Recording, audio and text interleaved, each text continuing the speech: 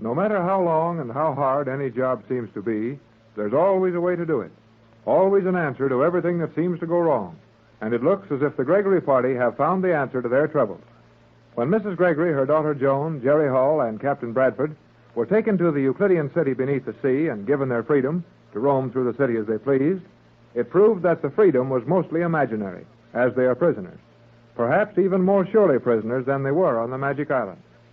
The Euclidean city is built in 13 enormous natural caves under the ocean, the smallest of these rooms being 1 mile in diameter, and the largest nearly 2 miles across.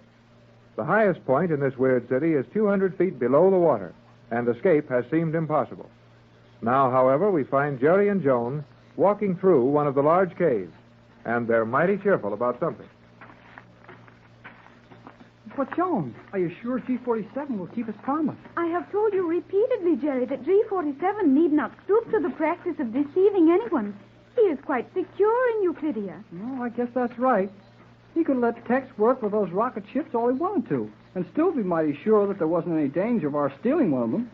Captain Bradford is very clever, but even he would find it impossible to take a rocket ship out of these underwater caverns. Yeah, I guess he would. But if the Euclideans... Hey, where are we going? We are going to the transportation room, where we will be allowed to see all of the Euclidean methods of transportation. Okay, that's all I wanted to know. What were you about to say when you interrupted yourself? When I interrupted myself? Yes, Jerry, you were mentioning the Euclidean rocket ships and the impossibility of getting one of them out of this colony. Oh, yeah. Well, I was just thinking about how impossible that impossibility really is. Jerry, an impossibility is an impossibility. There are no degrees of comparison. A matter is either possible or impossible. You just saved me the trouble of trying to tell you that. If it's impossible to get all those submarine rocket ships and all the other gadgets these guys use to get around in, and if it's impossible to get them out of here, what good are they? Did they build them just to look at them? I stated that Captain Bradford could not get them out.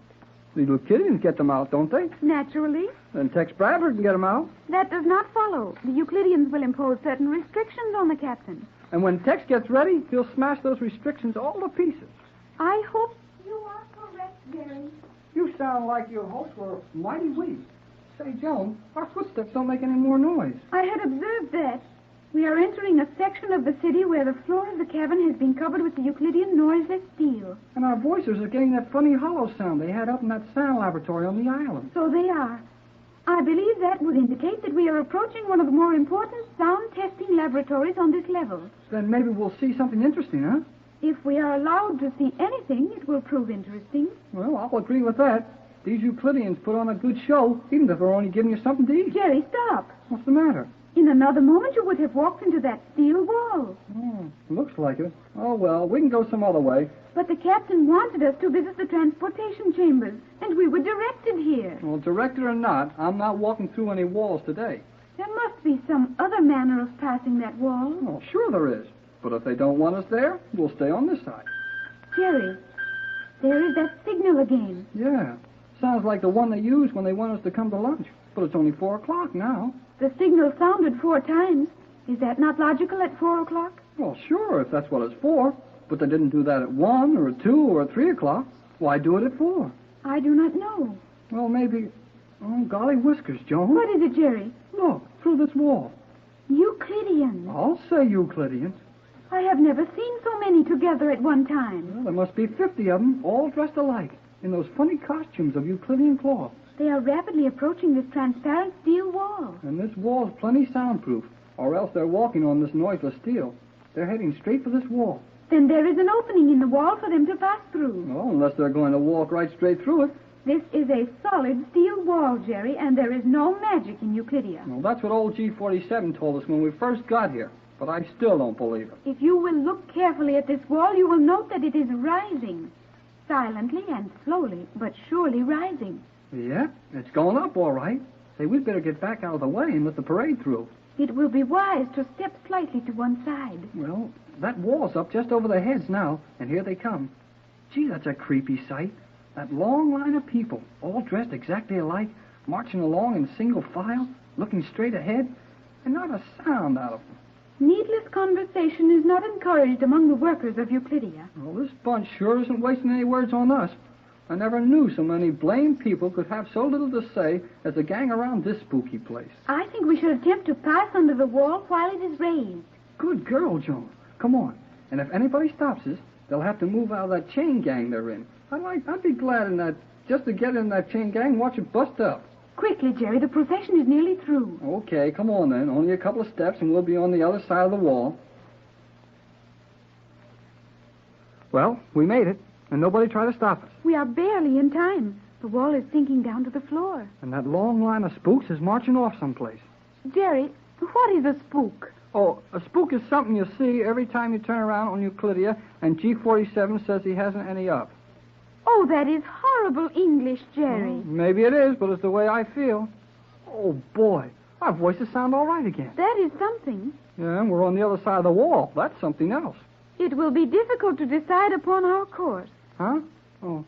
Why, Joan, this is really something to see. I agree with you. Are you sick? Sick? You think I am ill? Oh, must be something wrong with you. You agreed with me. Jerry, will you please? All right. I won't try to have any more fun with you. Let's get down to business and decide which one of these little streets we want to use. There is apparently no activity at any point in this portion of Euclidia. Sure not much going on, but what a place this is. A regular little modern city, all laid out in streets and everything just perfect. I got it. What have you, Jerry? I've got the answer to this model town. Yes? Oh, I'll bet the Euclideans are planning to start model towns like this when they take over the rest of the world. Well, that is possible. It is indeed a model of neatness. Well, I guess it won't do any harm to look in one of these windows. Wait, Jerry. Huh?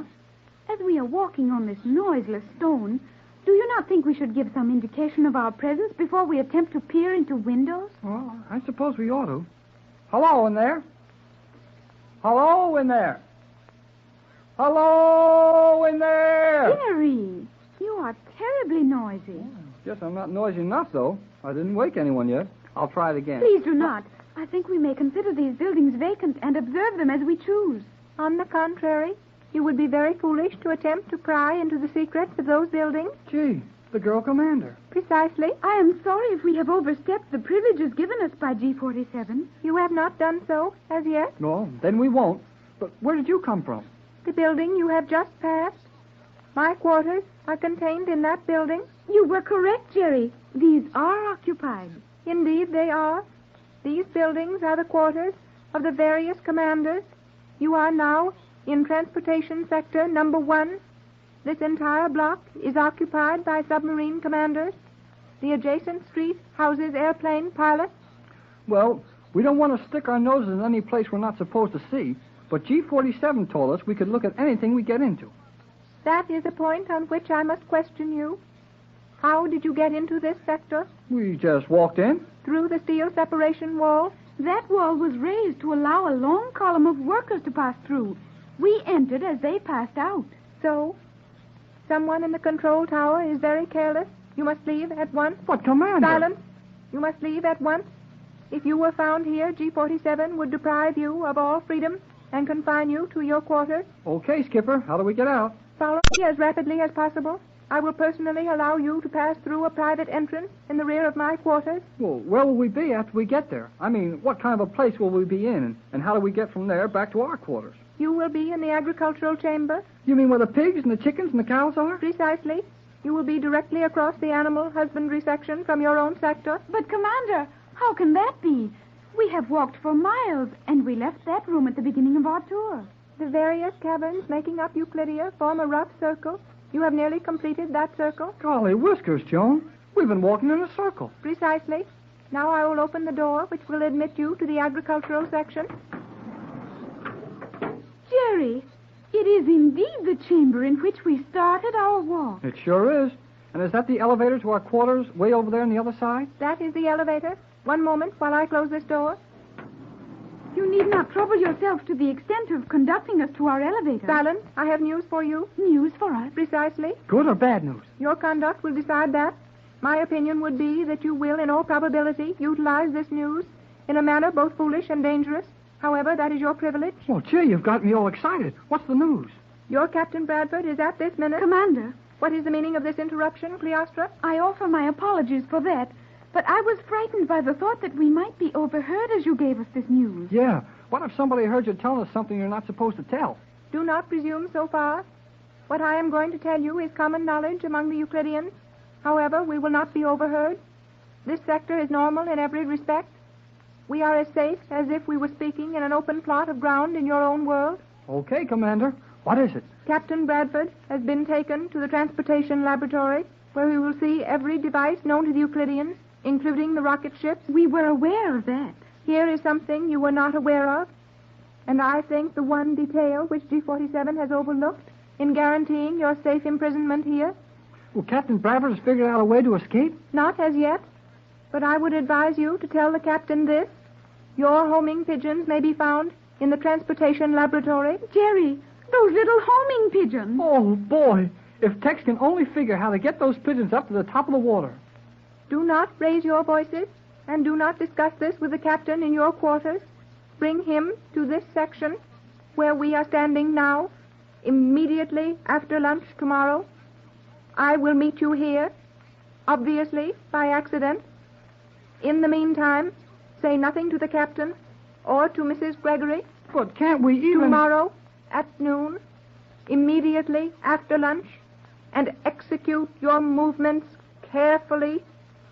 Your only hope of ever leaving this city rests with those pigeons. Make no mistake about that.